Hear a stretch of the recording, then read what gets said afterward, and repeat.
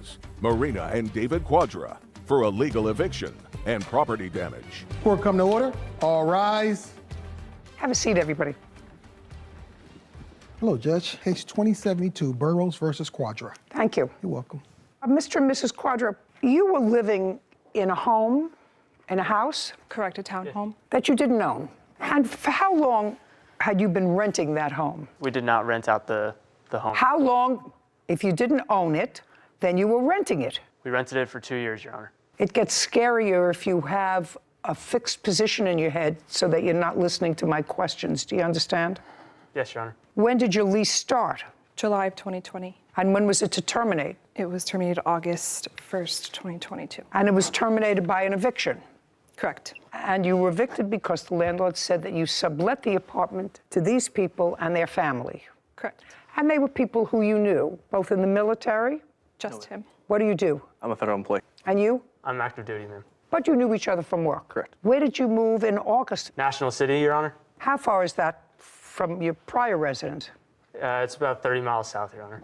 Are you in a home that you own or that you rent? We are still renting. How much are you paying in rent? $21.50 a month. You have a signed lease? We do. When did that lease start? August 1st, 2022. And why did you choose to live in National City? It is closer to where he is stationed. It is also the... Don't speak. Yes, Your Honor. How much closer? To his job. To his job? It went from a 30-minute drive to a 15-minute drive. Okay, so that's better. Correct.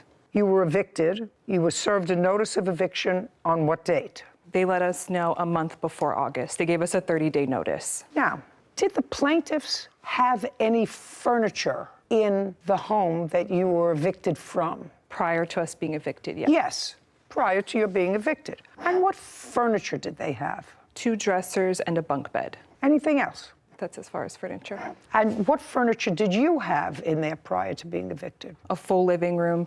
And when did you move that out? On what date? The 30th of July, 2 days before our moving date. So you moved out all of your furniture? Correct. And how much were you paying in rent in the place from which you were evicted? $25.95. Oh, I didn't write that down. How much were you paying in the new place?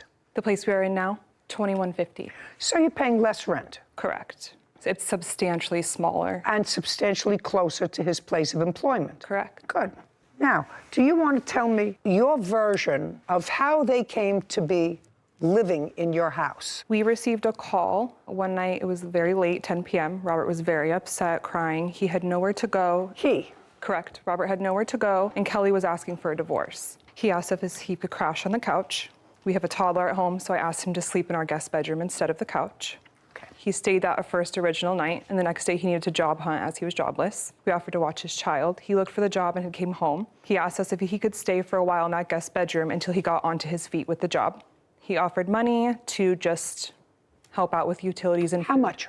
$1,000. $1,000 a month? No, just 1,000. And our words, when he had asked, and we asked him, how long do you think it will take you to get on your feet? It was just a couple weeks. Okay, so he was offering $1,000. Correct. Which was 40% of your rent to stay for 2 weeks, to stay in your guest bedroom. Mm-hmm.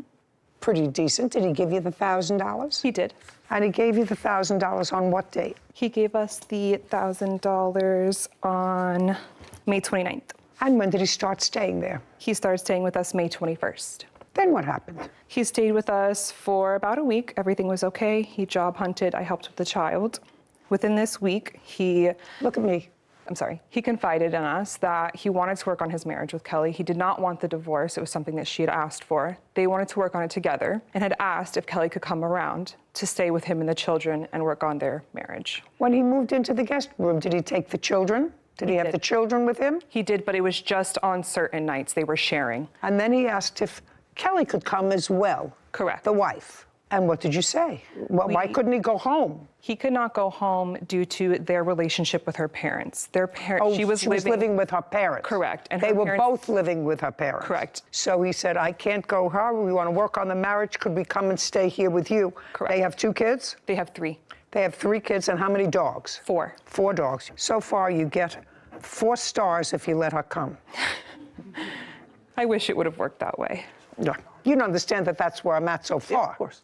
So now, May 29th, he gives you the $1,000. She moves in when with the dogs? So we had a long trip planned to Vegas.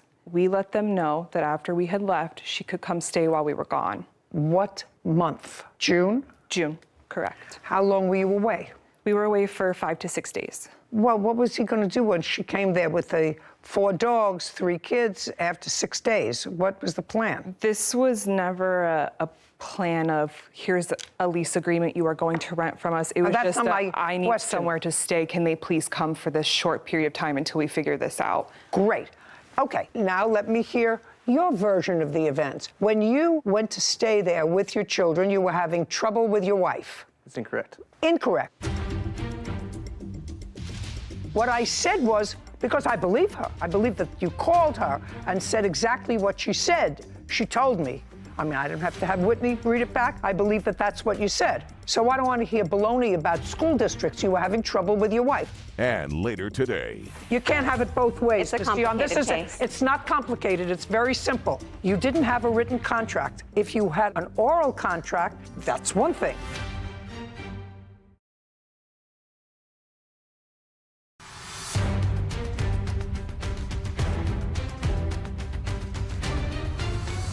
Kelly and Robert Burrows claim their former friends, Marina and David Quadra, owe for an illegal eviction. Marina and David are countersuing, saying Kelly and Robert caused them to be evicted. So when you went to their house and you wanted to work on your marriage, you could have gone back to your in-laws. Yes, that's correct. You could have. Why didn't you? The reason why we decided to split up was because we're trying to keep our kids in the same school district. So with having 4 dogs, that's impossible to keep in an HOA. So she decided to go with her parents. I decided to stay back to finish the school year with the kids, still being in May, so they can finish in the same school district. That's why I decided I needed a mailing address so that they can stay in the same school district. So you mean this discussion that she just said to me about you having problems, marital problems with your wife, that never happened? Irrelevant. It's just... No, that's not what I said. What I said was, because I believe her. I believe that that's what happened. I believe that you called her and said exactly what she said. She told me. I mean, I didn't have to have Whitney read it back. I believe that that's what you said. So I don't want to hear baloney about school districts. You were having trouble with your wife. No, ma'am. No. No. And you didn't tell her that. We had been moved out of our old place of 6 years in El Cajon, and we were trying for 6 months to find a new place. So yes, it does put a lot of stress on a relationship, but we did not have any marital... Mr. Burrows, you know what my strong suit is, and there's no question that the cameras just caught your face. My strong suit is being able to spot a lie from a mile away. And I'm telling you that there's no question that you called her late at night and said, I'm having trouble with my wife. She asked me for a divorce. Can I come and stay with you? There's no question that whether it was true or not, I don't know, because clearly you're a liar. So maybe it wasn't true, but that's what you told her. Your Honor, may I speak? You want me to call your parents? Please do. Would you like me to call your parents? I'm just asking you, would you like me to call your parents? No. Of course not. That's an easy thing for me to do. Part of what was going on was that we lived in our home for 6 years, and the homeowners had moved back in, and so they asked us to leave, and we had been actively searching for a home. So yes, it did put a bit of a strain on our marriage, and I took my dogs with me so that I can keep my operating business at my parents' house, because I am a dog boarder, dog sitter, and I did not want to shut my business down. And during this time, tensions, little things happening at my parents' house. So I said, you need to go see if you can rent a room or find somebody that can help you in the meantime till we can actively keep searching for a place for our family. We tried 5 different homes and we didn't. I don't care. What I said to your husband was he lied to me. Because there's no question that he called, and whether it was true or not, that he said to your friends, I need a place to go. Do you have a place that I could stay on the couch? There's no question he said that to her. That is true. Yes, that is true. Okay, well, then I want you to introduce your husband to the truth. Is it true? It's something that he hasn't met, because that's not what he told me what happened. Correct. So that was a mistake of his. Mistake. That was a mistake. And you know what happens when you lied to me once? Your case is dismissed. Because what you're suing for is being evicted, and you go, blah, blah, blah, blah, blah, blah, emotional distress. You lie to me once, your case is dismissed. Now, we're going to come over here. You have a counterclaim. Your counterclaim is money owed for property damage. Correct. And for damages for eviction, because what happened was your landlord evicted you because she comes with her 4 dogs, 3 gerbils, 2 parakeets to your house, and the owner of your condo doesn't want her any more than the owner of their last condo. Of course. Didn't want them. Got to save your money, buy your own house, so you can have as many dogs and parakeets as you like. You moved into a place that's nicer? Absolutely not.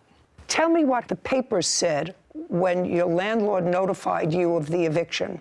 Do you have them? We do. I'd like to take a look at them. Yes, no problem.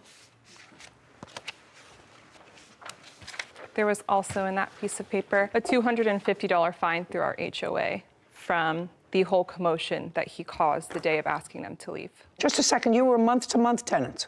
Correct. You didn't have a lease for 2 years. You were a month-to-month tenant. We had a year lease, and then when the year was up, we moved month to month. They didn't evict you. No, they just gave us, they asked Just a us to second. leave. Your lawsuit is for damages, punitive damages for an eviction. You weren't evicted. Well, we were asked to leave if we No, didn't they leave it just during decided the not to renew your month-to-month lease. due to the I don't care what it was due to. Listen, if I owned a property and you let 3 kids, 4 dogs moved into my condo for 6 days, I wouldn't renew your lease on a month-to-month basis either. I don't care whether they were there for 2 days, 4 days, a week, or a month. You understand? Understood. Okay, so there was no eviction. So the punitive damages for that, forget it. Money owed for property damage. When they moved out, what did they damage? And how much did it cost you? There was a hole in the molding from moving the dressers down our stairs. They bonked it, bringing it out angrily because they were mad that we asked them to leave. We have the letters from our landlord stating everything that they had to deduct from our deposit. Just a second, a hole in the wall. And how much was the hole in the wall? The molding was... No, just look at the paper and tell me how much was the hole in the wall. The painting was $180 and the molding repair was $200. Now, did you damage the molding when you were moving a dresser out of the house? Not that I'm aware of. Okay, not that you're aware of. You want to try the truth now? Was there a hole that you created moving a dresser out of the house? When David and I were moving our dresser over the stairs, down the stairs, Who's David? the defendant. So you were moving out the dresser with him? Careful, introducing you to the truth. Did you move the dresser with him? I did help move the furniture Your out. case is dismissed. The I would think with the counterclaim likewise is dismissed. We're done. Thank you. This court is adjourned. I take it as a win. The initial suit was them against us. Their suit got dismissed. We lost a lot of things and a lot of wages. That was just us being good friends. We definitely learned our lesson. We will never help another crying husband on our doorstep claiming divorce again. People that are offering to be nice to you in times of need don't charge you. They kind of cried, oh, marriage and divorce the whole time, knowing that we're young and married. It's something we take seriously in our lives. And we're still trying to build our lives back. I should actually make a party to introduce all those people to Mr. Truth. I agree. Yeah. There's a lot of mismatch. Stuff. Doesn't make sense. If Yeah. you're going to stay with a friend for a few days, you don't bring a bunk bed and 2 dressers. No. I've stayed with friends for a couple days, long weekend. You bring a bag with some Right. clothes. Even You with don't- your kids. Yeah, you don't bring furniture. You don't bring any of that. So there's a lot of discrepancies. Things that didn't make sense. If it doesn't make sense, it's usually not true. Agreed. Case 2041, Dion versus Everson. All parties, please step forward. Caitlin Dion claims her former employer, Scott Everson, breached their contract to buy her baby shoe business. All right, what looks to be a complicated case actually is merely just a contract case. Miss Dion, you had a side business of making baby shoes, and I assume that those are the baby shoes. Yes, it was a full-time The business. defendants had a children's clothing website, and they became familiar with your baby shoes, and they were interested in buying your business. You entered into a contract wherein I believe that they agreed to pay you $30,000 for the business. Is that correct? That was the asking price. There was never a written contract signed. That's incorrect. Just a second. You entered into a deal for $30,000 and an employment contract without a written contract? I have the written contract here, Your Honor. Oh, yeah. I would say goodbye to you all if there wasn't a written contract. There was a draft of a contract, the terms of which changed numerous times over the 2 No. years. You can't change a written contract. Was it a written contract that was signed by both parties? No, it was He never refused signed. to sign it, even though he was the one that wrote it himself and emailed it to me himself. You called him within the period that you were supposed to be working for him and said, this is too much for me, I can't do it. I read your complaint. Do you understand? That's a breach of your contract, if there ever was a contract.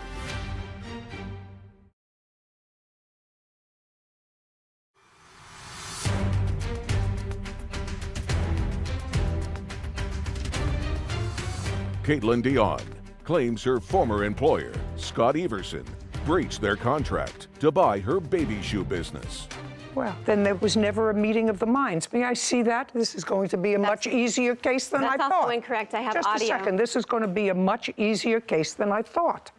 That's the latest draft of an agreement of which there were several drafts prior to that. Listen to me, sir. It doesn't make any difference to me. She's suing you because you paid her pursuant, I assume, under this non-contract, according to you, $31,000. In good That faith. was both for a piece of her business and for her staying on for a period of, I don't know, 4 months, 6 months? That was never agreed to. Neither was the $30,000. Do you understand? You can't have it both ways, It's a Ms. Dion. complicated case. It's not complicated. It's very simple. You didn't have a written contract. If you had an oral contract, that's one thing. I do have that, actually. I have audio that we can play right now telling him that he promises to pay me $30,000 regardless of how long I worked for him. Just a second. The original deal that you had was for $30,000. There was actually an original deal that was much more than the contract he Ms. took Dion, months how to much did Ms. Dion, change to Ms. sign. Dion, there's no question that under the terms of what you both thought was reasonable, you agreed to accept $30,000 from him for the business, and you would stay with the business for a period of time, either 4 months or 6 months. I'm not exactly sure what it is, but that is totally reasonable because he wasn't in the baby shoes business. According to your complaint, you were going through some marital difficulty, you were going through other major problems, and you called him within the period that you were supposed to be working for him and said, this is too much for me, I can't do it. I read your complaint. Do you understand? That's a breach of your contract, if there ever was a contract. That was, listen to me carefully. Look in the contract, it says that he would take away $400 per week that I did not work for him. This is not, listen to me, Ms. Dion, listen to me very carefully. This is an unsigned contract. Why didn't you send it to me then? Just a second. He gave you $31,000. He did not. He gave me $5,000. Just a second. He says he gave you over the period of time $30,000. Did you give her? I have proof. Just a second. In the period of time that we've known Ms. Dion and worked with her, I've given her $31,668. I have proof that says otherwise. I'd like to see it. Here are my hourly No, not.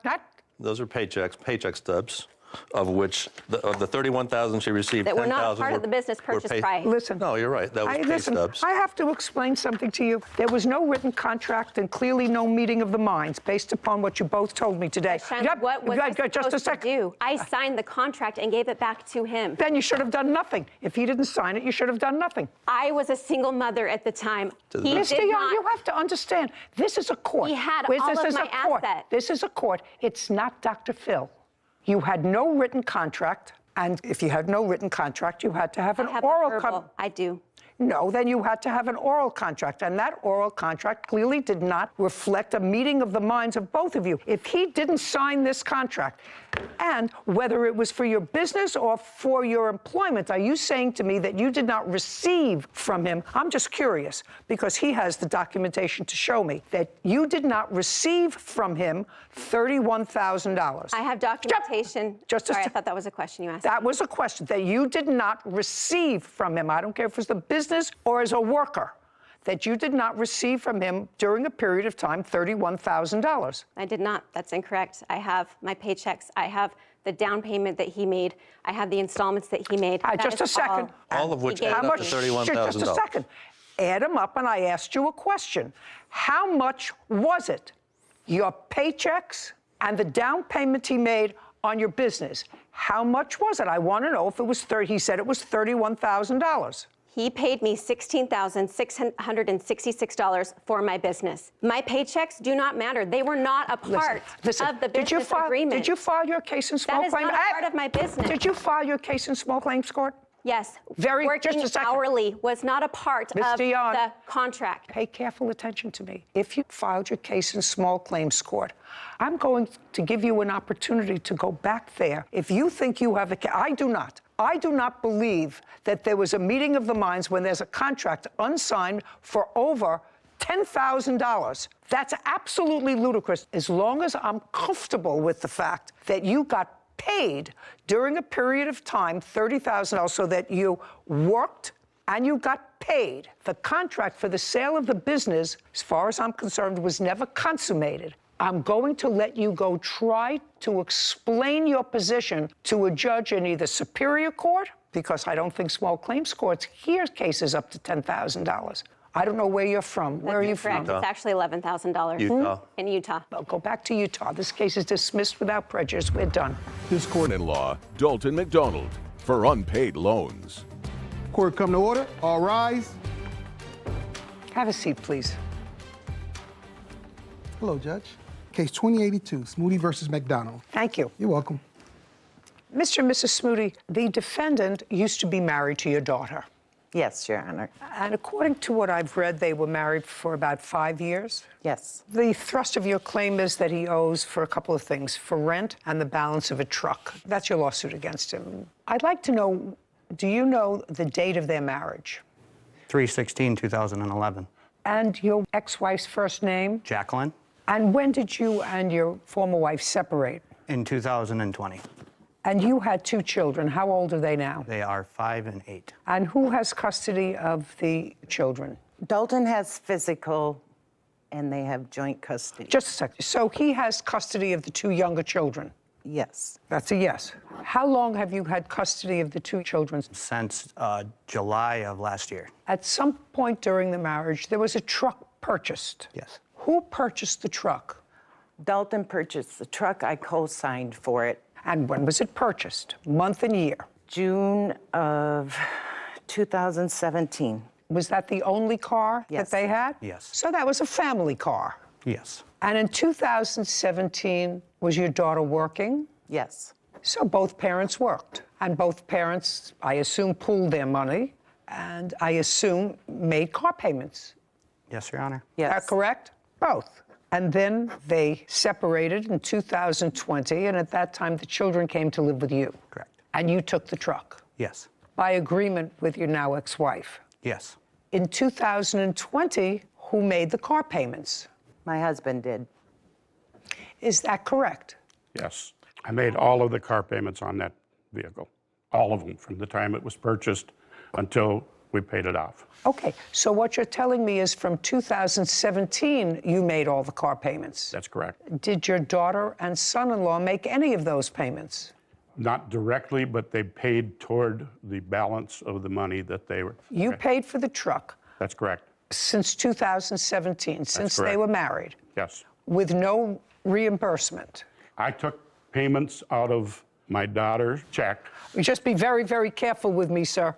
Yeah. I want you to be very careful with me. I read that, what we call in Yiddish, Bubameises in here, that you took money out of your daughter's check. Bubameises, it means grandma's tale. It means it's not true. It means it doesn't sound right to me. I read it in here. Don't try to repeat it here because that won't be good for you. Okay, I'm going to believe you if you show me copies of her checks that you made to her with withdrawals from money she owed you. That's all I want to see. Do you have that? I do not. Not, of course not. Now, he has the truck, and this was clearly either a gift or a marital debt. Either one of those 2 things. It's either a gift or a marital debt. It was a family car that was used by your daughter, her husband, the grandchildren, with, according to you, no reimbursement, according to you, except this ridiculous reimbursement from your daughter's check, which I don't believe, so I'm not even going into it, with no reimbursement 2017, 2018, 2019, 2020. And when your daughter and the defendant separated in 2020, according to him and according to you, he took the truck and the children. And that was with her consent or not? Yes, it was. With her consent. Is that so far right? That's what you're telling me. It's accurate. Right. Did you intervene in the divorce proceeding and say that there is money owed, marital debt owed, and part of the marital debt is this loan on the truck? No. No, no. The answer is no, you did not. It would also be fair to say that you don't know how much according to you, she paid for the truck. I do, Your Honor. I have Well- that ledger that I have. I would go to her each week and say, Jacqueline, how much can I take toward the loan? And that's how much I would take off each week. All you have to do, sir, is show me.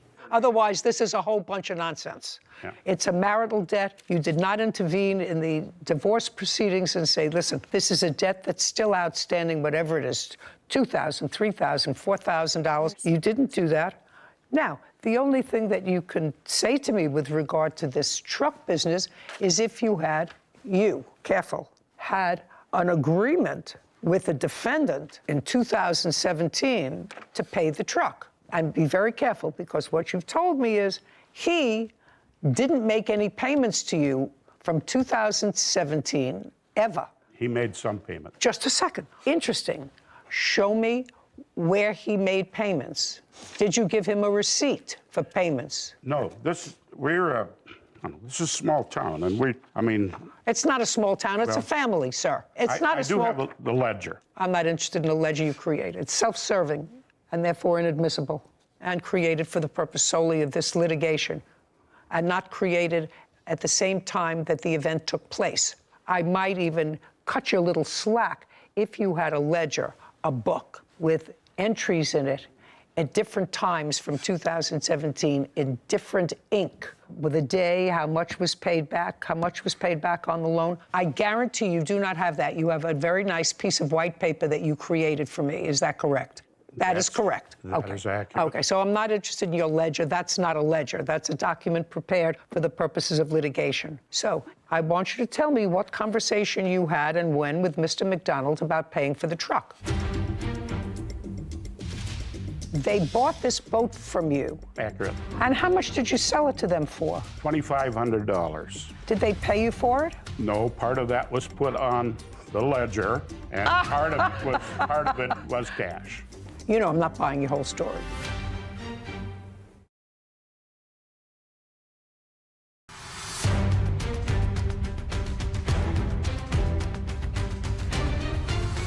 Herman and Tina Smoody claim their former son-in-law, Dalton McDonald, owes for unpaid loans.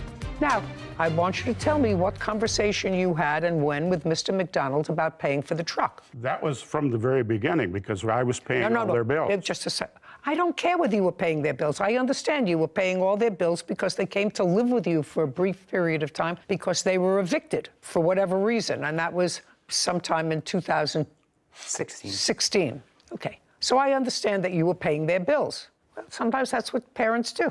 They pay their bills. We were paying their bills because they had no checking account. That doesn't matter to me. I want to know your conversations with, where did it take place? Because you're not suing your daughter, you're suing him. The conversation was when we rented the farm for them, which I know is not with the truck, but the landlord would not let them rent from them because they had terrible credit. We'll get to the rent later. Stick with the truck. Don't talk to him when I'm asking him questions. Well, the truck was the same thing. We put that on the ledger then, or on the running total, and they agreed. They both agreed that they were going to pay us off. Okay. He came over on Labor Day weekend, and I showed him the ledger, which he saw all the time. No. Don't tell me what he saw. Don't tell me what he saw. If what you're saying is you showed him the ledger when he came over with the boys, yes, and he was going back to Minnesota. Right. And he brought the boys to see you to say goodbye? Correct. Okay, so far, it's very nice. You have a reasonable relationship with him, and certainly your daughter was clearly overwhelmed because courts do not usually split up children, so they must have felt that the children's best interest would be served if they remained with their father. Clearly what happened, the father came over to you to let you say goodbye to the children, and when he came over to let you say goodbye to the children, let me understand what you're saying to me. What you said to him was, not thank you for taking over this responsibility. Your daughter had more children than she could take care of, physically or financially, right? Clearly. Yes. Clearly. So what you want me to believe that two nice people who took in their daughter with her two kids and a husband and bought a truck and made arrangements for them to have someplace to live, that these two nice people, when he came over, because your daughter couldn't take care of her children, and he brought them to say goodbye. You said, it's very nice. I want you to take a look at this ledger and see how much money you owe me. That's what you're asking me to believe, right? I'm going to let you live with that fantasy that I believe that. And so I did give him the balance of what he owed me on the rent. No. And on the truck. Nice. And he he looked me in the eye, he shook my hand and said, Jerry, I promise I'm not going to screw you on this. I'm going to make those payments. Make payments for what? On the rent and on the truck. Okay. Did you have that conversation with him? No, I did not, Your Honor. The conversation was when I came up there the last time, Jerry was trying to sell his fishing boat, so I posted it on Facebook, and I sold it for him.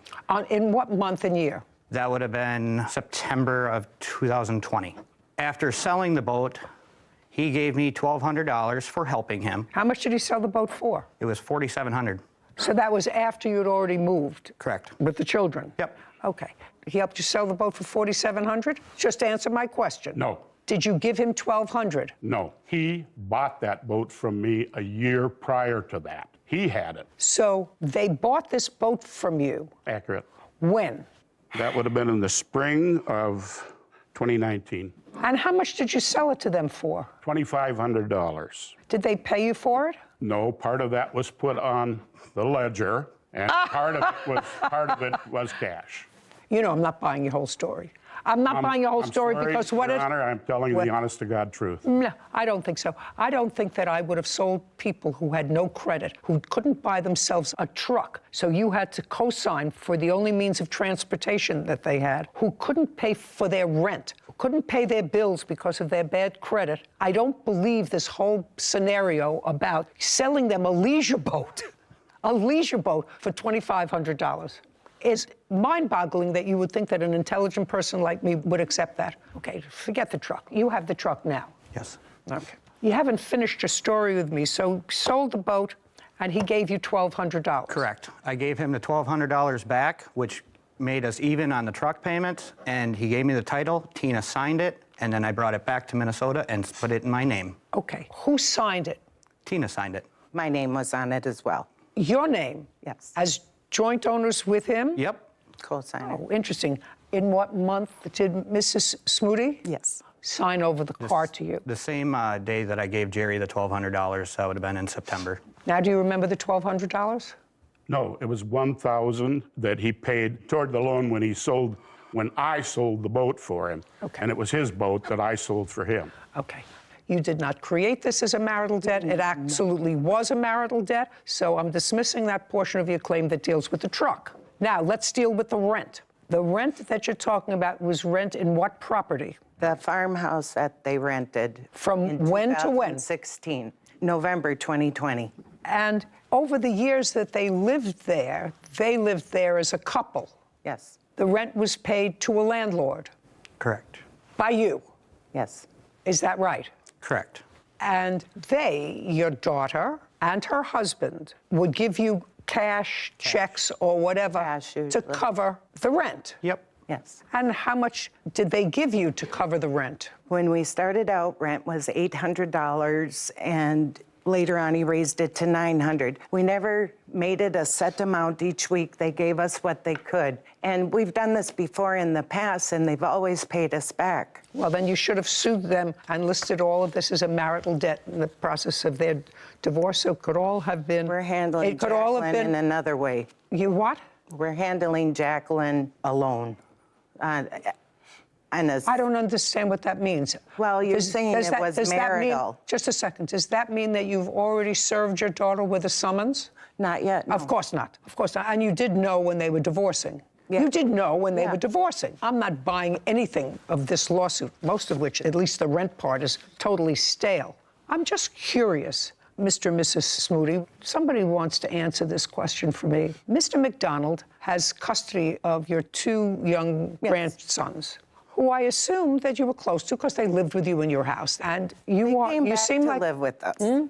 The two boys came back to live with us. From when to when? December of 2021 until July of 2022. 6 months we had them. Just a second, 2022. Was there a court proceeding? No. But then in July, they went back with their father. That's accurate. And they've been with their father since? Yes. Okay, so the boys lived with you for 6, 7 months. Right. Was that an acrimonious transfer? That's what you meant when you said, any employer that has gone through all that paperwork and red tape, as I have, will do anything to avoid it. The anything is firing the employee.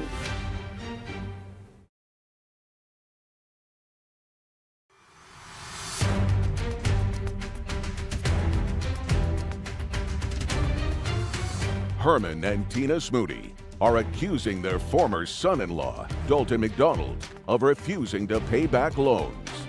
Was that an acrimonious transfer, or was it something that you both... What happened there was he called my husband to see if No, don't tell me what he said to your husband. Okay, I will tell you then. He called me in December and asked me if I would please take the 2 boys. I told him, I will take them, Dalton, if you start making regular payments. Oh, well, we're out of the money business now, sir. What you're saying is from 2017, when the children were in his custody, your daughter may have been there, but they were in joint custody, and then he maintained custody of the children, and during the time he maintained custody of the children, there was no question whatsoever that he was not paying you back money. He did not make any payments to you. Occasional here and there, we don't keep records. All of a sudden, now you have the boys with you, and then in July, he comes back and he takes the boys back. All I asked you was whether that was an acrimonious, which is an unpleasant, or a harmonious transfer of the children. Mr. Smoody was in July. In July, it was acrimonious because at that point, he'd gotten a restraining order against me. Against you? Against me while we had the children. Because I sent him a letter saying that I wanted payment, and he went and got a restraining order against me because they took that as a threat. I'd like to see the letter, please, Kevin.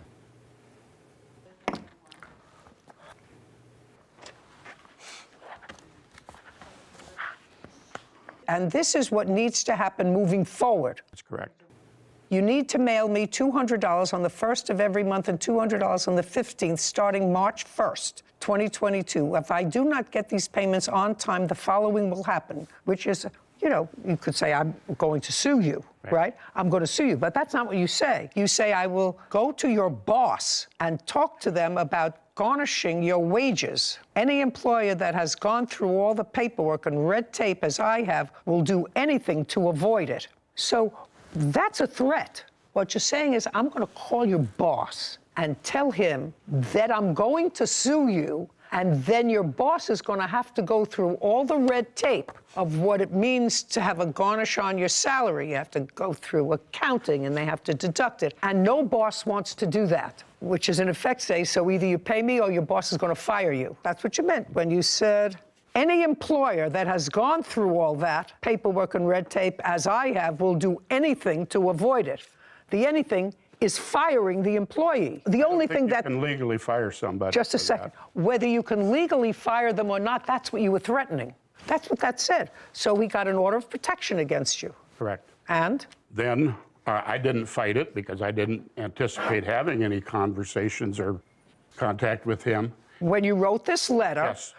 You had the boys. Yes. Right. Not before. No. Not before. And he had the boys for some time alone. 3 months. He had the boys for some time alone. Okay. Let's go back to my original question, which was, when the boys went back to their father, was it acrimonious or harmonious? It was not good. Well, so tell me your version of what happened. The reason it was acrimonious is because he knew very well that once we got him, we put him on a strict schedule. 8 o'clock, brush your teeth, 8:15, pajamas, 8:30, bed. Where was your daughter living at this time? With us. Yeah, just to say, if you're going to interrupt him because you want to get it out, I'm sorry. That's not going to be good for you. She had a room at our house. Just a second. So your daughter was living with you. So what you're telling me was your daughter was in the wind someplace. Accurate. Okay. You had her for a long time. He only had her for 5 years. And I can understand the sadness if your daughter is in the wind and not being responsible, sir. But that doesn't mean he has to shoulder all the burden. Right now, he's shouldering all the burden of supporting the 2 children, which I assume you're doing. They're living with you. And so are you working? Yes, I am. and he's working. Your daughter is not. She's working 2 jobs. She always has. If she's working 2 jobs, why was she in a room? She wasn't renting, she was living there free. Okay, so now let's get back to this acrimonious transfer of the children back in July. Dalton called me, or called the kids. Okay, so he called the children. After bedtime. Okay. Called my wife's phone 4 times. Ring, ring, ring, ring, and she wouldn't answer because kids were in bed. And then he called my phone twice. The second time, I have an old flip phone. I flipped it, walked in, because now I hear the boys are awake. I let them talk to the boys. And then I took the phone back, and I said some naughty things to him and hung it up. What did you say naughty things to him for? Because I was very angry at him. Can I use some swear words that I used when I told him? No, I assume you used some terrible words. Yeah, but I just told him, don't call me anymore. Is there any reason that you discussed with your wife why she didn't answer the phone? Because the boys were already in bed. He had done that before. You already told me that you heard the boys, so you took the phone into his room. After the phone calls, they woke up. Is what you're telling me that the first time that he tried to talk to the boys, that you or your wife didn't answer the phone? I think it probably happened once or twice prior, and then we told him, don't do it anymore. Okay, fine. And this time we were fed up. Fine. So that's when he said, I'm coming to take the boys. No. Well, when did he say he was coming to take the boys? Not until July. Jacqueline told us that Dalton was going to be taking the kids once they got out of school. Okay, I'm going to take the pain out of this case, and I'm going to do it relatively quickly. I think, Mr. and Mrs. Smoody, that this lawsuit was very ill-advised. The defendant doesn't owe you any money. He doesn't owe you any money because if there was money owed, it was a marital debt, and it should have been taken up at the time of the divorce, listed as a marital debt, and then it could have been fixed by the judge who approved the divorce how much and by whom is owed money. You chose not to do that. It was only after a very acrimonious set of circumstances, roughly 5.5 years later, after this truck was purchased, that you chose to exercise any prerogatives with regard to a debt, except this letter, which threatens to go to his boss to get him fired if you don't stop making payments, and that was only after the 2 children came to live with you and were sort of overwhelmed. You have to understand, Mr. McDonald, who I think probably is trying, he's got the 2 boys. It got very complicated, but it's not a lawsuit, and I would make nice with him. He's got 2 children that you probably want to have some connection with, and this lawsuit certainly doesn't help that. Well, anyway, for all the reasons that I've stated, your lawsuit's dismissed. We're finished. Thank you. This court is adjourned. He owes us that money. He admitted he owed us the money. I think the judge was absolutely correct. He promised he was going to pay us the money back. I don't owe Jerry any money. Kids are irresponsible, have no sense of honor, duty, respect, responsibility, nothing. It really should be a family thing, and maybe one day it can go back to it. This was a great case that explains why a lot of cases in civil court have a statute of limitations before you can bring a certain kind of case, because here it was hard for us to understand why they would not have requested that money back earlier. So when you ask for it now, years down the line where so much has happened, court's not so likely to feed into that because you don't know what the real motivation is behind it. I agree. Brianna Sloniker is suing her buyer, Charity Hoovener, for the cost of a golden retriever puppy. Court come to order. All rise. Have a seat, please. Case 2188, Slaniger versus Hoovener. Thank you. You're welcome. Ms. Slaniker, is this your boyfriend? Hi, yes. This is my boyfriend and the father of our 2-year-old child. Okay, you could stand up with her. In addition to a 2-year-old child, you also had 2 dogs. Where were you living at the time of this incident? So we were living in our house. In your house where? In Redford, Michigan. Do you own the house or rent it? We rent it. Are you still living there? Yes, we are. Do you work? No, You're not, the answer is no. I am a writer. I'm also 2 months pregnant too, so. The question is, do you work and make a living? Yes. At what? Writing. Okay. Who do you write for? Myself, self-publishing. Well, how much money did you make last year self-publishing? 0. 0. Yeah. So the answer is, you don't work and you don't make any money. And what about you, boyfriend? I currently, at the moment, am a custodian for the Hills School District. Okay, and how much do you earn? I earn $16.50 an hour. And what's your rent? It's $14.45. Who pays it? There's no question you don't. He does. I do. Impossible. Not at $16 an hour. Our brother currently lives with What? my brother lives with us as well, so we have a roommate. That's how we pay for it. And he pays some of the rent? Yes. Is your rent current? Yes. And you have a car. I do. So you have car and insurance. You have a car. Well, somehow you're very economical. Now, you had 2 dogs. You had financial hardship, according to your complaint, and you could no longer take care of the dogs. Is that correct? Yes, that's correct. What kind of dogs were they? Our 1-year-old dog named Courage, he is a Border Collie, an Australian Shepherd mix. He's a Border Collie? Yes. Where did you get him from? We got him from a breeder back in 2021. It was probably December 2nd of 2021. And what was the other dog? The other dog, her name was Danny. She was a purebred golden retriever puppy that we had purchased October 7th, 2022. Yeah. Okay. Now, how much did you pay for the Border Collie? We paid $500 for the Border Collie. I'm still figuring out how you're all budgeting. And how much did you pay for the Golden Retriever? We also paid $500 for the Golden Retriever. Where did you get the money from? A tax return. So let me understand this. You have a 2-year-old baby? Yes. You have a 2-year-old baby. You got tax returns from the only income from the house, which is his, where he earned $16 an hour. And what you did was you spent $1,000 of your tax return on 2 dogs. I just am clarifying that in my own mind. Huh? Yes. Yeah, that would be a right. Okie dokie. When you could no longer either physically and or financially take care of the dogs, you put an ad on the internet. What part of the internet? We put the ad on Craigslist and Hoobly. Craigslist and? Hoobly. It's like another Craigslist type online. You have a copy of the ad? Yes, I do. I'd like to see them.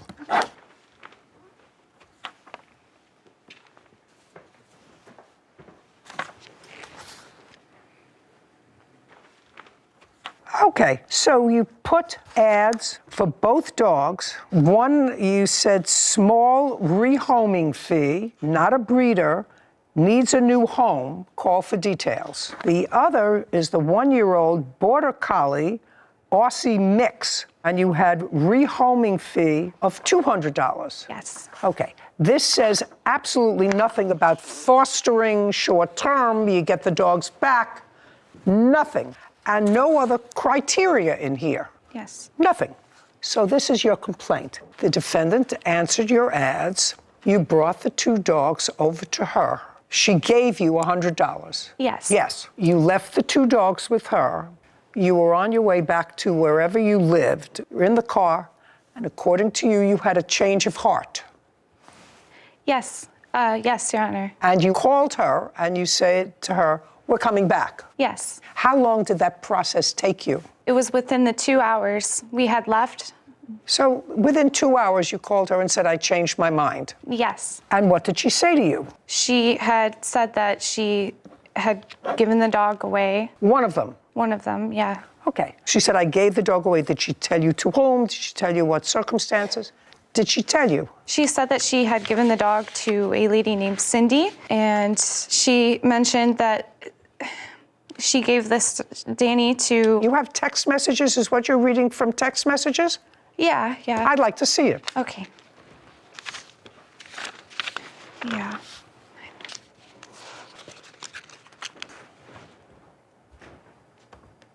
Okay, so this is a text in the evening, and she says to you, my friend is traveling back to Tennessee now with my friend Cindy. Now, you went back to the house and you picked up one of the dogs. Yes. Courage. And did you give her back the $100? No. That's either yes or no. No. Why not? We want our dog back. You made a deal. She paid you $100. She gave you one back despite the fact that you didn't give her any money. Why do you think that this is a deal that you can say, well, I changed my mind?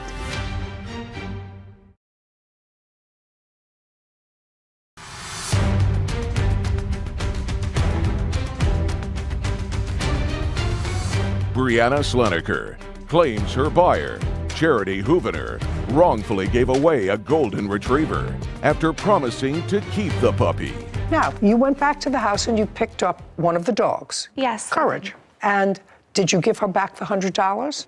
No. That's either yes or no. No.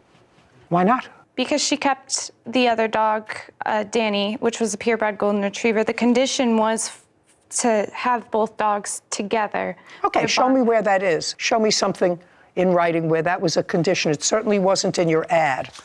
It certainly wasn't in your ad, which just said you needed to find new homes for both your dogs. It was. Did you ever say anything to the defendant about getting a better offer for the golden retriever? No. Yes. Did you ever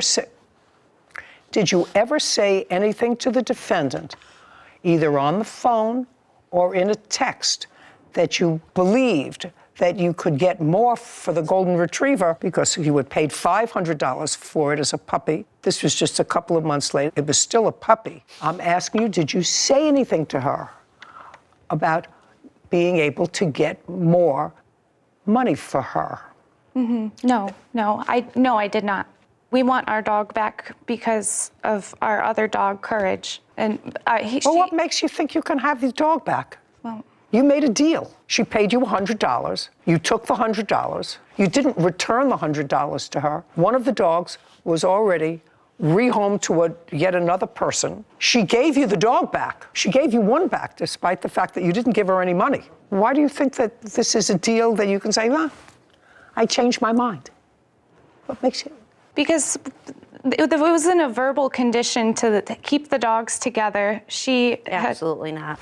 Shh. Sorry. It was a verbal condition to keep the dogs together. They were a bonded pair, and she said that if we wanted to, we could. In what month did you sell the dogs to the defendant? It was December 4th, 2022. 12/4.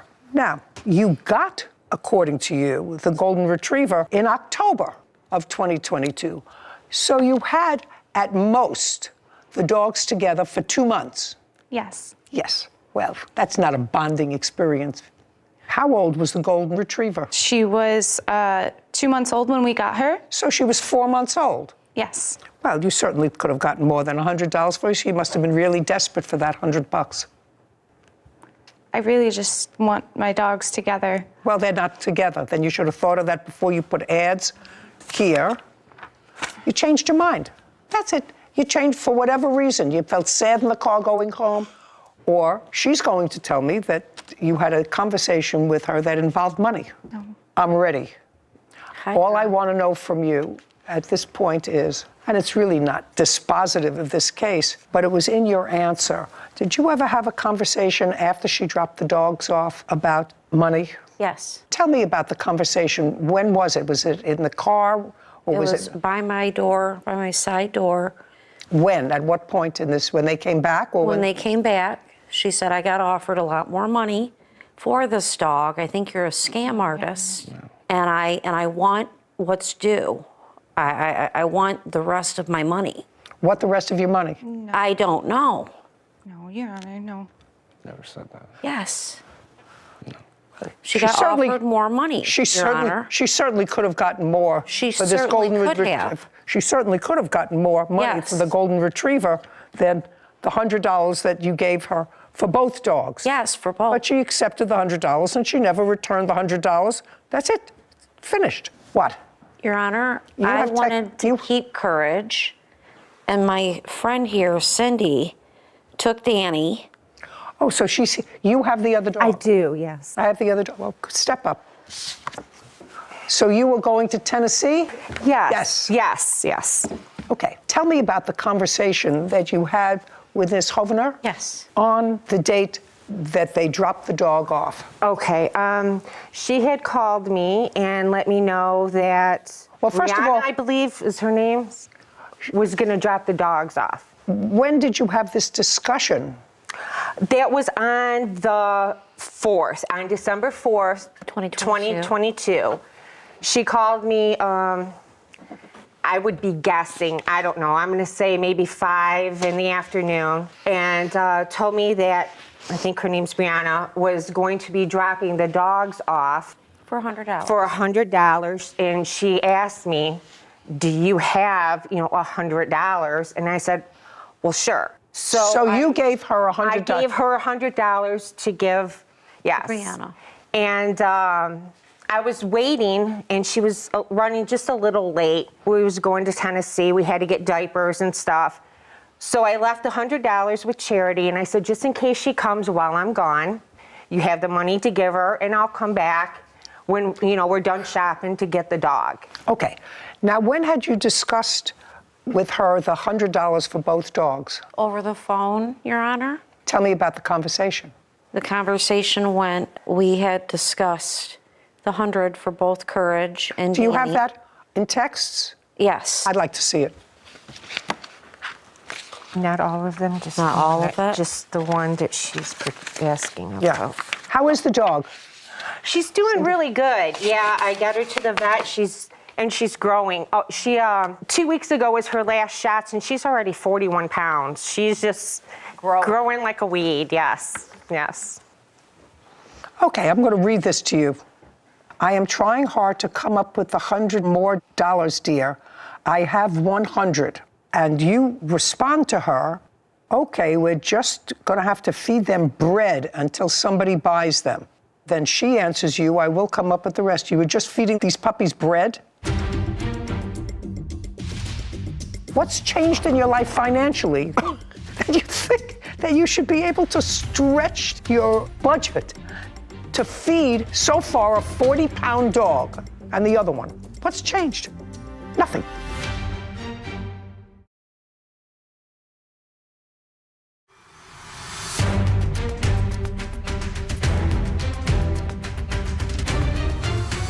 Brianna Sloneker is accusing her buyer, Charity Hoovener, of giving away a golden retriever hours after purchasing the puppy. Now, you respond to her, okay, we're just going to have to feed them bread until somebody buys them. You were just feeding these puppies bread? That's what you wrote here. Who wrote this, you or him? I wrote it. And I would assume that your life circumstance hasn't changed. You're still not working, and he's still working for $16 an hour. Sure, yeah. Right?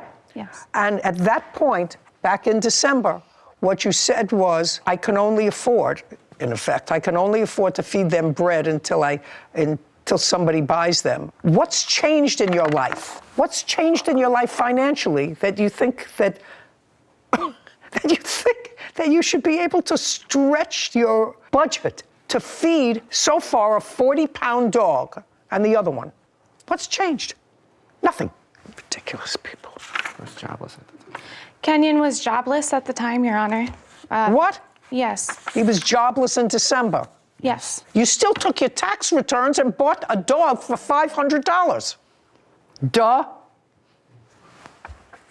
She says to you, oh, they are both really fantastic dogs. And you respond, absolutely they are. It was a nice chapter to have them. Now their fate is with you or wherever their life journey takes them. Glad you have them now. That's what you wrote. Yeah. Yes. Yeah. Yes, you're right. I'm probably going to fall madly in love. Anyway, then you changed your mind, and they reached out to Pause Organization and had a chat about last night.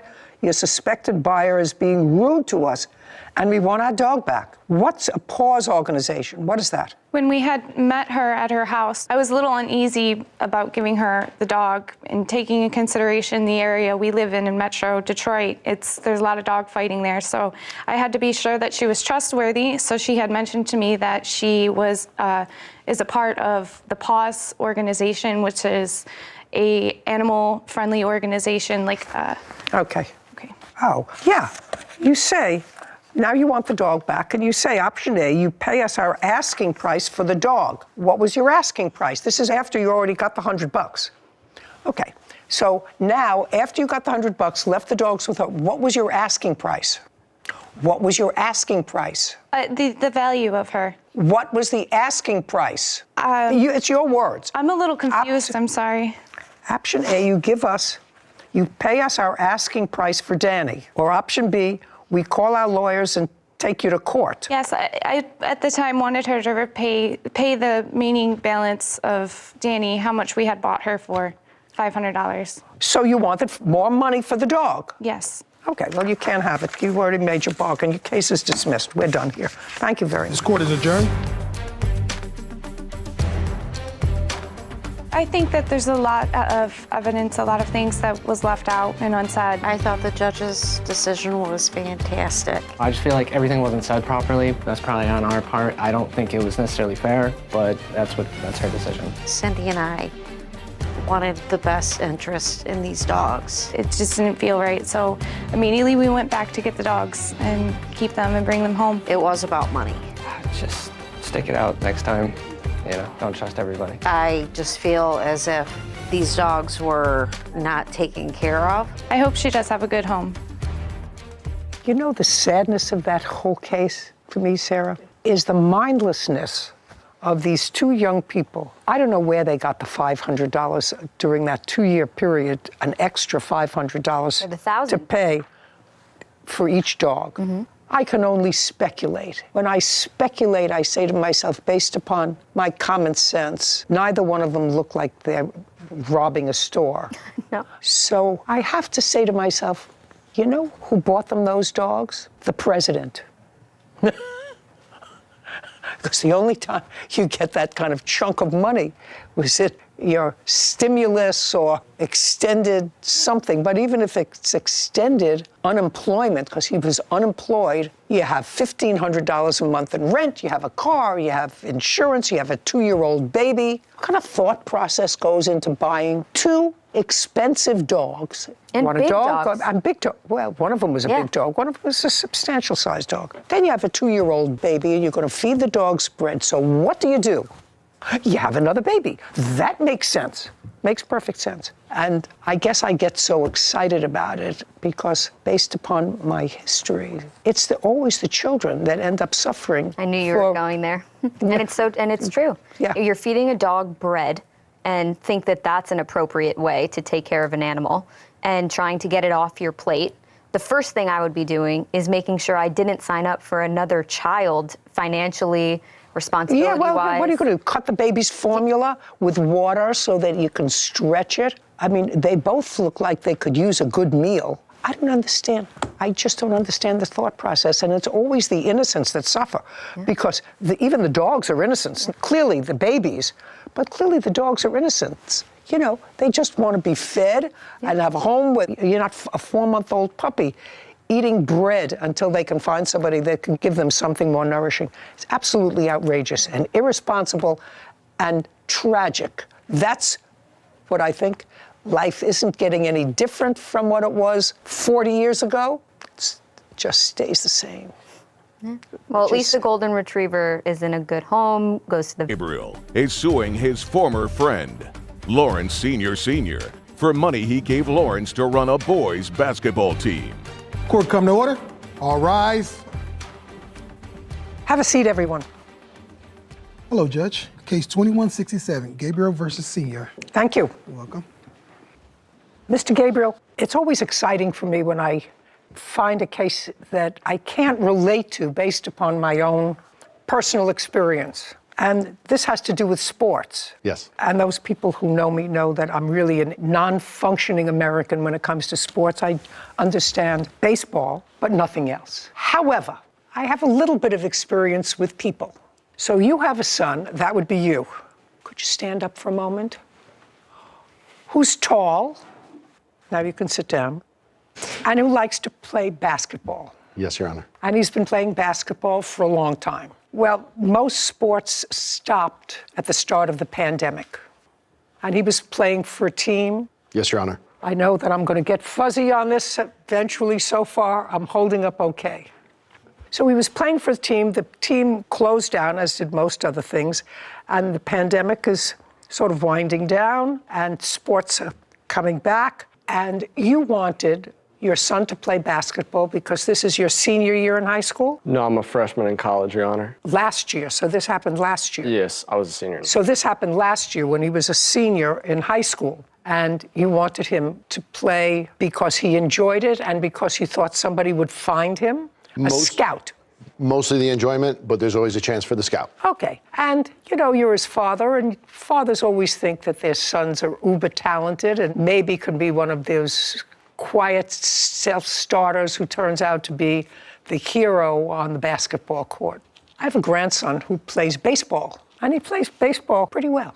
Plays in college. His father follows him around from one game to another like it was a full-time job. I can relate to that. It is. Well, your son wanted to play. There was no team. The defendant was a basketball coach who you knew. Yes, Your Honor. Whose team was also the teams that he coached were also defunct because of COVID. So far, correct, Mr. Senior? Yes, ma'am. So at some point you approached him and said, I'd love to start up this team again because I would like my son to play ball. He wants to play ball, and nobody else is doing it that I know of. What would it take to restart a team that could be part of a league or play other teams, you know? Yeah, you're right. You know. Yeah. Is that close? Yeah. You're close. You're close. Yes. Close enough. Yeah. Yes. Perfect. So you talked about an amount, and Mr. Senior said, I can start the team up for $8,500. Yes, ma'am. You, who wanted desperately for your son to play ball his senior year, said, I'm going to give you the money. You gave him $8,500. So far, correct? $8,200. It's $8,500, Your Honor. I have the check right here if you'd like it. Okay. If you have the check, cash it, so it's $8,500. The team only played one game or one tournament? No, it was actually four tournaments in total for that season that we played. And how many are you supposed to play? We had planned on 6 in total. 1 would be out of state or far away. No. How many games were supposed to be played by your son's team being coached by the defendant? So a tournament could have 3 games. And that takes over the course of a weekend, a Saturday and a Sunday. So a tournament could be 3 games. Tournament is 3 games. Could be 4 as well if you're successful. Okay, so you were supposed to have 4 tournaments? We were supposed to have 6 tournaments, and we did have 4. Okay, so you played most of the games? Yes. And then the team was disbanded? Yes. For whatever reason, may or may not be relevant. So how much money do you want back? You're suing him for $4,800. Right. Well, you know, math is my second non-strong suit. Yep. But if you paid him $85,000 and you played 2/3 or 3/4 of the games that you were supposed to play, why do you think you would be entitled to $4,800 back? Because I also fronted the money for the uniforms. Well, that was spent. And the graphics. Well, that was in spent. addition to the $8,500. I understand that, but that was all spent. The uniforms, the players got. Right? And they kept them? The players kept some, and the defendant has the rest of them. Okay, do you want them back? I do not. Well, he'll give them to you back if you want them, because he's not using them. How do I know that? This is his team, his organization. It's a non-for-profit company. Okay, let's deal with this slowly. We're dealing with the math first. Do you have, Mr. Senior, do you have any of the uniforms? No, ma'am, I never collected the uniforms. Did you have? Sole possession. What? Well, he had sole possession of the uniforms. So you don't have any uniforms? No, he's the one that handed them out. Okay. Did any of the players give them back to you? No, none of them gave. So you don't have any uniforms? No. He doesn't have any uniforms? Okay. But, Your Honor, it didn't cost $85 to run the team, that's my... Just a second. Now, what we're talking about, sir, your $8,500 went to have 6 tournaments. You had 4 tournaments, right? Yes. Whether or not you get your money back is a whole other thing. But the uniforms were purchased. That you don't get back. The advertising graphics were done. That you don't get back. Whether it's for 4 or 6. That was his team's name on it. Doesn't matter. What difference does it make? Majority did not pay. Do you have anything that requires that they pay in a contract? That would be Coach Larry, that he does, and he passed out those to the kids. No, he didn't put in $8,500. You did.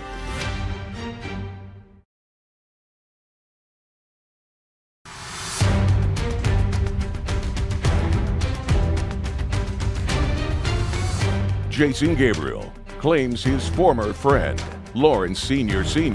owes him money after they started a boys' basketball team.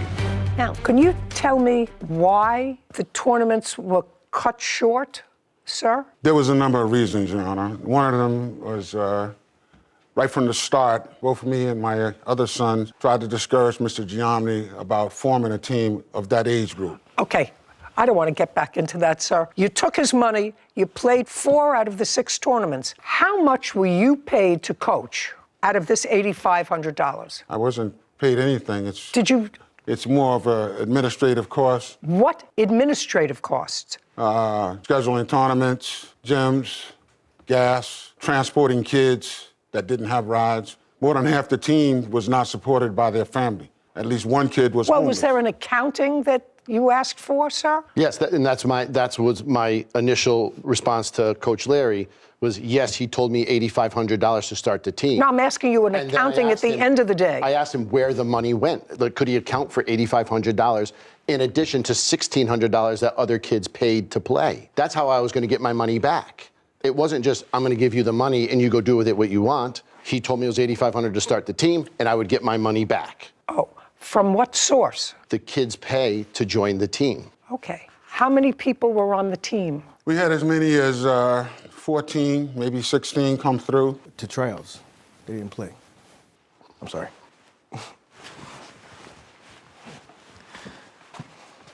How you doing, Your Honor?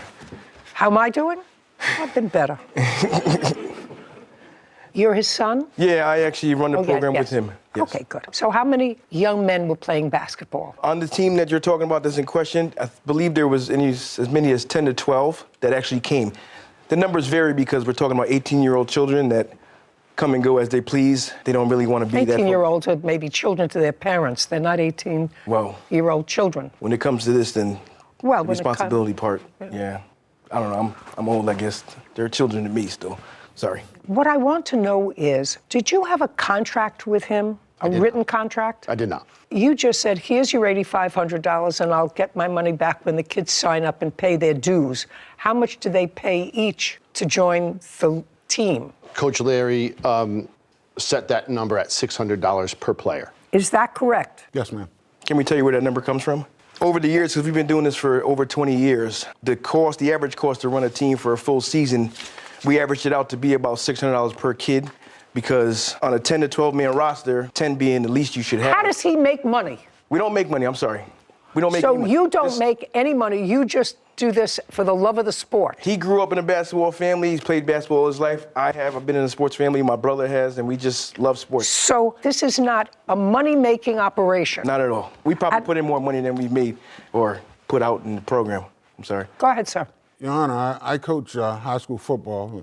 Actually, his son goes to the school I coach. So I was aware of him, and I also coach baseball. So I just don't, you're not going to make any money coaching youth sports if that's what everybody thinks. Well, I'm just asking you. No, I know that. I'm just asking you, because there is a suggestion here that some of that money was to pay you as coach.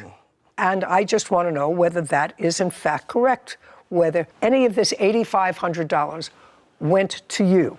Not directly, no. Talking about gas. Indirectly to pay for gas and pick up maybe a that car sort of- repair. I only had one car at the time. Okay. So Mr. me and my wife Gabriel, were retired. Mr. Gabriel, can you tell me if you have, since you have no written contract, you Yes. have no written contract requiring anything, you were supposed to start up a basketball team, which he did. I assume you played, is that right? Yes, Your Honor. And you played in 4 out of 6 tournaments. Stand up next to your dad. Did you play successfully? I only played 3 out of the 4 tournaments. That's reasonable. But we were Is successful. that normal that members, I don't even know how many people are on the basketball court at a time. 5 at a time. What? 5 at each team at a time, so 10 5 total. Yes. Well, if you had 10 to 12 kids, you what? What are you laughing at? I don't know. I tried to expose it to you before this case. I tried to put it on TV. I played the Lakers. So if I get back the up to Clippers. 2019, we met Coach Larry in 2019. I didn't just pick him out of the blue now. I didn't suggest that you picked him out of the So blue. my son Mr. played for Gabriel. him in the past. Mr. Gabriel, you don't look like the man that would give some stranger $8,500 to start up a team, not knowing him. Correct. Okay, I accept that. I just don't understand that are you a business person? I am. What kind of business are you in? I'm a contractor. Well, if you're a contractor, Yes. that I know. You have contracts. Absolutely. You're a contractor has contracts. And the contract that you do, you build homes or you build... I remodel homes, yes. Okay. So the contracts that you do lay out with specificity what you're going to do, what the materials cost are, what the VIG is on it, within a certain amount of play. But it lays out everything that you're going to do. You're turning over $8,500 to the defendant, and there is nothing in there that suggests that with any specificity what he has to do to comply. He had to start a team, which he did, right? Had to start a team, which he did, where your son played. Yes. Which he did. There were supposedly 6 tournaments, out of which 4 were successfully played, and your son played in 3 of them, right? Yes, Your Honor. So you should have been happy. Somebody got a chance to see him. Did anybody give you a basketball scholarship? I do play Division III basketball in Brooklyn. Good for you. There you go. Did somebody find you at one of these games? No. How were you recruited? I did multiple showcases, and I won in Connecticut in particular. He's a good player, Your Honor. He's a good player. And so I was found through showcases that I did by my own. Okay. But you played, and that was good practice. It was good. Yes. I don't know why it was disbanded after 4 tournaments. Do you? Do you? Yes. There was multiple players who did not want to play anymore because they were verbally abused by the coach, and they just were fed up. And then there was other players that were let play for free, and people just thought that was unfair. What do you mean with not play for free? Explain that to me. That they were just let on the team without paying. Oh, so some people were disturbed that some people paid to play and some didn't. Yes, Your Honor. Do you have anything that requires that they pay in a contract? That would be Coach Larry, that he does, and he passed out those to the kids. No, I'm asking you for your. He didn't put in $8,500. You did. Here it says, use some fees to catch up on my mortgage. I assume that's your home mortgage. Correct, after the season was over. Well, you can't do that. You can't do that, sir. Do you understand?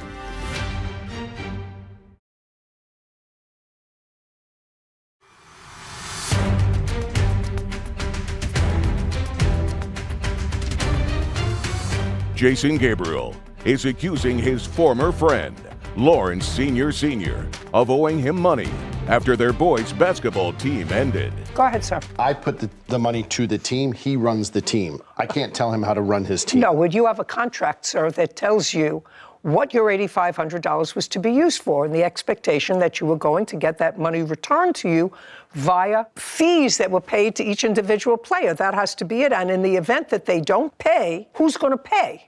Well, I do have a text message from the defendant saying, I did not use all the money. It did not cost $8,500, Okay, and I will pay you back. That's what I would like to see. Because it was disbanded for whatever reason. All your reasons, sir, are hearsay. What is your first name? Gianni. Gianni, the reasons are hearsay. Why people left, they didn't like to be yelled at, they didn't like some people. That's all stuff that I can't process as a jurist in my head. All I know is this is a contract case. So now he paid $8,500, and did you, Mr. Senior, at some point say the $8,500 hasn't been all used up, and I'll give you back some of the money? No, I didn't. Okay. And this is also a text message saying he used it for his mortgage and that he agreed to pay me $400 a month to pay back the money. Coach, fees to catch up on my mortgage, use some fees to catch up on my mortgage, at least $1,500. And between operating costs, there is roughly $2,400 left. Correct. Well, that's what you wrote to him. Yeah, and I was willing to give him the money that the kids had paid up front. No. There is roughly not the money that the kids paid up front, sir.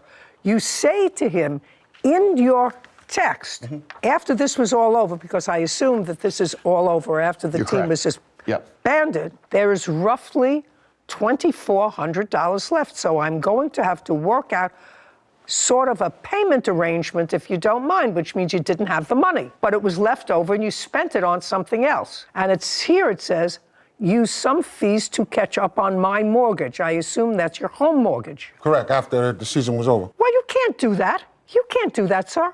Do you understand? Okay, well, this acknowledges several things. It acknowledges that he used $1,500 to catch up on his mortgage, right? And that, according to you and according to your son, whether or not you took a fee for yourself, paying your home mortgage is a fee. Do you understand that, sir? I do. All righty. So I sure do. You sure do. So $1,500, did you pay him back the $1,500? No, because at that point... No, the answer is no. And you said even after the $1,500 that you used to pay your home mortgage, there was still $2,400 left.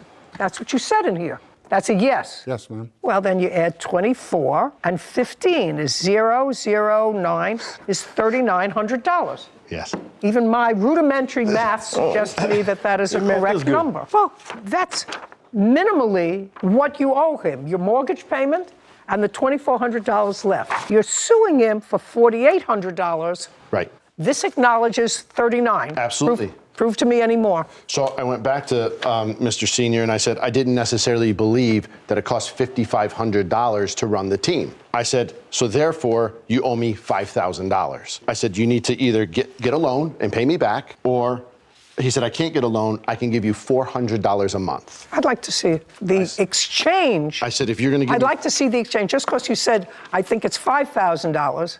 And this is where he says, I'd like to pay you back.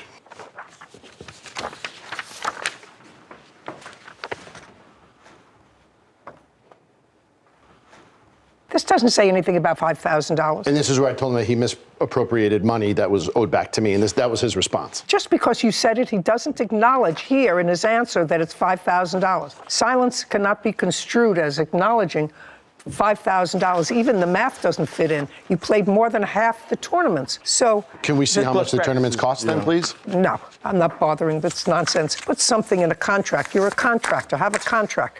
Right now, he owes you $3,900. And not for the uniforms? No. That has his team? No, he says he name on doesn't them? have the uniforms. Okay. And I didn't go to 7 years postgraduate school to discuss a basketball uniform, a pair of shorts, and a pair of socks. I don't care. The uniforms are $1,000. Well, then somebody's overpaying for a pair of shorts. $3,900. Judgment for the plaintiff. Thank you very much. We're finished. Thank you. Court is adjourned. I think it was unfair. I'm glad she ruled somewhat in my favor. Because he sponsored a team. And yes, did I do it for my son? I did, but there was 11 other young men that I did it for. Fighting amongst each other, poor discipline, and the lack of financial support from the kids. When you have a group of 18-year-old young men and you don't practice and you don't kind of reel them in and show them that you're the coach and that you run the team, it can get a little hairy. It is what it is. I did what I did for these young men. Sometimes it works out and sometimes it doesn't. Me and Jason's are friends. I don't think this is a deterrent. Always have contracts. Okay. So I know that when we got the paperwork on this case that you really tried hard to give me a rudimentary lesson in basketball. I did. Those years managing in high school really paid off today. So yes, learned that's right. a lot. You managed. I did a basketball team, so I know a little bit about AAU. A lot of the kids that played at the school that I went to had previously played on AAU teams, so I kind of get What's the dynamic. AAU? Oh, Amateur Athletic Union, AAU. I never would have figured that. Me neither. So they played on a lot of AAU teams before coming to high school, so I know a little bit about the structure. And when I read it, it's a nonprofit organization that kids play in to get exposure, hopefully to move up to the next level of basketball. But to me, I read it as he was sponsoring the team for $8,500, sort of like how you see in Little League, you know, Johnny's Pizza across the front of the No, team's that uniforms. wasn't this. But this seemed like a different type of setup, and to go through the coach directly, I'm not sure the very specific structure of who gets paid and who doesn't, who sponsors and who doesn't, but definitely paying your mortgage out of an $8,500 that was meant to start a team seems a little outside. Yeah, well, the it's scope. outside the box, especially since both he and his son say they do this without compensation. Well, you don't have to take money and put it in your pocket. If you take money out of that account and